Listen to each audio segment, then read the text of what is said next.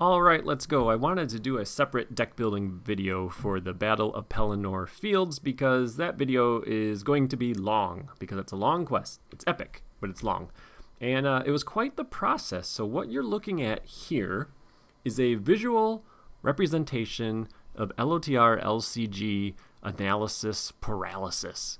There are so many unique characters that participate in this part of the thematic campaign.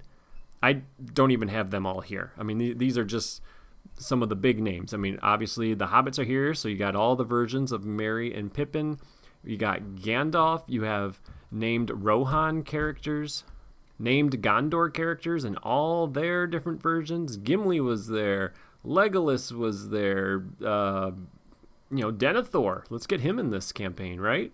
Theoden still hasn't shown up. Prince Imrahil's here. We got 3 versions of Prince Imrahil. So yes, just a ton. The Dunedain show up, Eladan and Elra here. An insane amount of cards that we could choose for our hero lineup. So it was pretty daunting at first. So what I did is I thought, okay, well, is there a character that absolutely 100% has to be in this deck? Someone I think that you just could not do without. And if I didn't put this character in there, there would be an uprising within the community. And yes, there is. There is a character that has to be in this quest. Tactics, Éowyn. 9 threat, but not really. She reduces your threat by 3 when she starts. 4 willpower, 1/1/3. And then you can do the big No Man Am I effect. Raise your threat by 3, ready Éowyn, and then she gets +9 attack until the end of the phase. Obviously, I want to use her against the Witch King. So I knew I was going to have Tactics Éowyn. So I have a Tactics hero. I can do a big attack, and she's a quester. So then I always look at my other heroes as, well, what do I need to shore up? Defense and general attacking would be nice. Those are the other 2 things I need. And I have, tons of options, and you can do Bond of Friendship deck, so I could have 3 other heroes. Her starting threat is so low, I'm not really concerned about the threat of my other 2 heroes. I mean, if they were low as well, that wouldn't be terrible, but having one hero already selected that's only a 6 starting threat makes a lot of things a lot easier. It's also the Tactic Sphere, so that'll give me access to weapons and armor and stuff. When I initially approached this, the heroes I really wanted to include was at least one version of Prince Imrahil and one version of Theoden. I had briefly considered a mono tactics deck, but I quickly realized this was not going to work. I still need to quest for more, even with Theoden's ability to boost tactics heroes by +1. It's really not that great of an ability in solo. There are much cheaper and more efficient ways to boost willpower, and he's only boosting tactics heroes, not other characters. Prince Imrahil as a tactics hero is amazing if you fill your deck with cards that he can pull out by spending his tactics resource. And with 3 tactics heroes, I'd have plenty of tactics resources.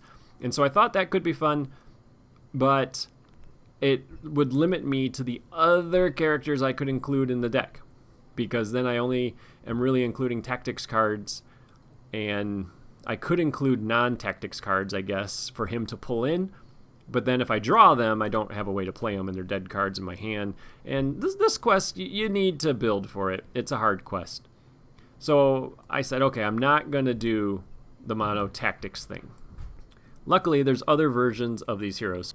I could run the Spirit version of Prince Imrahil, and if I have a hero die, he becomes a hero. So maybe Spirit Theoden's here, and Spirit Theoden dies, and Prince Imrahil takes over. That'd be super thematic. I'd be okay with that. We also have a leadership version of Prince Imrahil who is really good. Good stat line, and he has a built-in readying effect. We have a leadership version of Denethor, who starts with 2 resources, and he can pass resources to other Gondor characters. And you start this quest with a boon that gives a character the Gondor trait. So you could easily turn one of your heroes into a Gondor hero right from the start, and that means you have resource smoothing right off the bat. We also have the lore version of Denethor, who is a good defender. Burning Brand could go on him. Excellent. And then we have this horrible leadership ally version where he gets -1 willpower for each damaged hero you control, and then you have to discard him if you ever have less than 0. No thanks. This guy isn't worth the cardboard he's printed on. It's terrible. I could do a Bond of Friendship deck, so that'd be Lore Denethor, Leadership Imrahil, Spirit Theoden, and Tactics Eowyn. And I tried this build. I did try it, trying to make sure I only had 10 cards of each sphere. The deck just didn't work fast enough. And then doing this build, here I can show you. It's kind of hard to show in the history, but here you can see I was just messing around with different versions of these heroes and mixing and matching them and playing the game. Cards coming in, cards coming out. But mainly, what I found out is trying to use Spirit Theoden and Gondor just was a terrible idea. Terrible. Because I didn't want my deck to only be Rohan characters. There's so many Gondor characters. We're in Gondor. We're fighting for Minas Tirith. I needed to have a bunch of Gondor allies. It just seemed thematic. And if I'm going to run Spirit Theoden, who is basically Olorian, that one cost song, that's what his ability does, reduces the cost of an ally by 1 once a round. That's what Olorian does. It's 1 cost leadership. He's a 12 threat hero. It's ridiculous. His ability should have been a song. But anyway, you want to make sure you're triggering that ability at least once a round. He's 12 threat. And when I was including all these Gondor allies and other events and stuff that I wanted to have in the deck, I was not triggering his ability once around. So that's a huge weight, having 12 threat and then not triggering his ability. And then his stats, yeah, they're good stats because he's 12 threat, but you want to use him twice. So that means I needed Unexpected Courage or Snowmane. So here's Snowmane. It's cheap. It goes on Theoden. He will ready after we quest successfully. But you know what's really hard to do in this quest? Quest successfully. It's very hard. In fact, there's a mechanic that basically makes you not quest successfully. You add so much threat to the staging area, and then when you underquest, you're putting damage on Minas Tirith instead of raising your threat. And sometimes that's just always the best option, where you're just like, all right, I'm not going to be able to quest successfully. I'm going to add 3 or 4 damage to Minas Tirith. That's just what's going to happen because I can't muster up enough willpower. And I'm just going to have to underquest. And it's going to be a close game where Minas Tirith's taking damage every round, and I'm just trying to not let it get to its cap.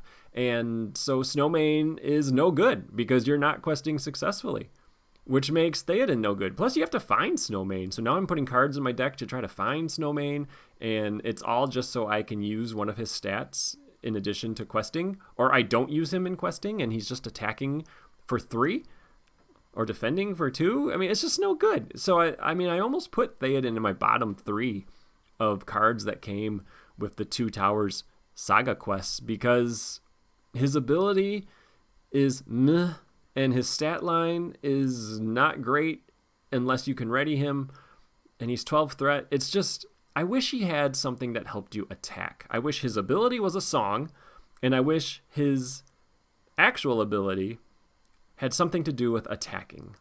So, much to my displeasure, and I was pretty bummed, I realized Theoden was not going to make the cut, and he was not going to show up in the campaign anywhere. And I was pretty bummed about that. But for this quest, his ability is not great, and Rohan allies in general are not great. You need to keep building up your board state for this quest.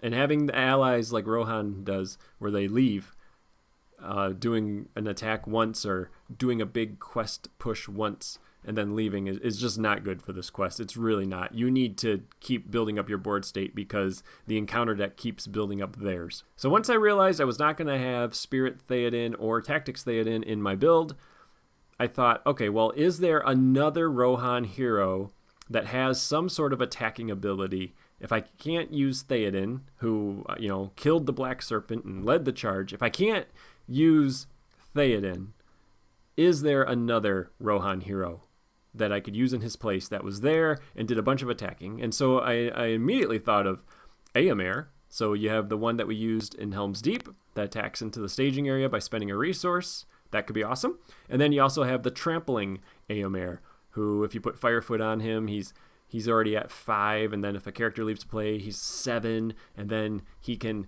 kill a little enemy and then put direct damage on another one. And this quest does have a bunch of little enemies that only take 3 attack to kill, so he could be doing some trampling. So I thought that could be cool, but I really didn't want a second tactics hero. I was pretty certain that I was going to want to go spirit and leadership so I could get all the other cards in play that I wanted. But I did really consider putting Firefoot on the leadership version of Eomer, and even if I didn't attack into the staging area, I could at least be killing one enemy engaged with me and then trampling another. So I started reading The Return of the King again to see if I missed anything, and I came across this. I realized Dunhir was there. He gathered the folk of Harrowdale and got them to Dunharrow. And yeah, he was there in the battle. He actually dies in the battle. But Dunhir is great. He's a great option. So, I mean, I wish Theoden had an ability like Dunhir. So Dunhir has 2 attack, but he gets +1 when he attacks into the staging area. And his ability says he can target enemies in the staging area when he attacks alone. So he can swing up into the staging area every combat phase and make an attack. Which is excellent because he's only 8 threat. So between him and Éowyn, that's only 14 threat. Well, then the deck came together because I figured the last hero I was going to want to include was Denethor. I wanted Denethor to show up, and he gave me leadership, he gave me a defender, and he gave me only 8 threat. So we got 6 + 8 + 8, so that's only 22 starting threat. He starts the game with resources. I can put Gondorian Shield on him that Éowyn can pay for. I can put Spear of the Mark on Dunhir. So yeah, this ended up being my build. I got my Rohan hero that's going to be leading the charge and doing a bunch of attacking. I'm going to put a ton of Gondor allies into the deck, and Denethor is going to be my defender. So here we go. Here's the build. So like I said, lots of Gondor characters, and the thing I'm lacking is healing. I have 2 honor guards, and that's it. And that's because I thought thematically there should not be healing in this deck. The people out fighting in the fields were not being healed as they fought. They either survived or they died, and they're not going to get healed. So I put no healing in this deck. I just put an honor guard because to me that's using your skill as a fighter to block the damage from hitting you instead of healing the damage afterwards. Prince Imrahil is here. He's in the deck, so is Merry, Pippin, and Legolas. But all the rest are Gondor allies. I did not want this to be a Rohan deck. I wanted it to be a Gondor deck. Rohan is represented by Dunhir and Éowyn. We got some weapons. Steward of Gondor, of course, is going to go on Denethor. Visionary Leadership will also go on him, so he can boost characters' willpowers. And then to get all these cards in hand, we have to use some tricks. So the Knight of Balfalas can pull allies out of my discard pile. The Soldier of Gondor can pull allies out of my top 5 cards. A Very Good Tale can put 2 allies into play that are in my top 5 cards, and if there's more than 2 allies, they go in my discard pile for the Knight of Balfalas to find. And then, of course, Sneak Attack, Gandalf, I can use to draw 3 cards and get cards in my hand. Any attachments that go in my discard pile, Reforged can get them. Foehammer can draw me cards. So I do have a turn in this game pretty much every time I've won where I just end up drawing a ton of cards thanks to certain effects I have going on, and then I just pump out the allies like crazy in a single turn. So you got, the Envoy gives you a resource back, so she only costs 1. The Herald of Anorian, Doom 2 puts an ally in play. The Citadel Custodian costs 0 if you have at least 5 Gondor allies in play, and then he's a perfect target for A Very Good Tale. And so it ends up being just this big massive turn where a bunch of allies flood the table, and it's pretty awesome. But this is a pretty consistent deck. I mean, you see lots of 2s and 3s and not a lot of variation. That's because this quest is really hard, and so there's just certain cards I need to make sure hit the table. But yeah, this is the build I ended up going with, and it works. It's about maybe 30-40% of the time you'll win. It's a hard quest. It can really hit you hard in the staging area, and you can just get some terrible combos from the encounter deck, and it's pretty hard to overcome it. But it's an incredibly fun deck, and I like playing it, and it feels very thematic. All right, so check out the video that is posted as well, and thanks for checking out this video. Take care. Bye-bye.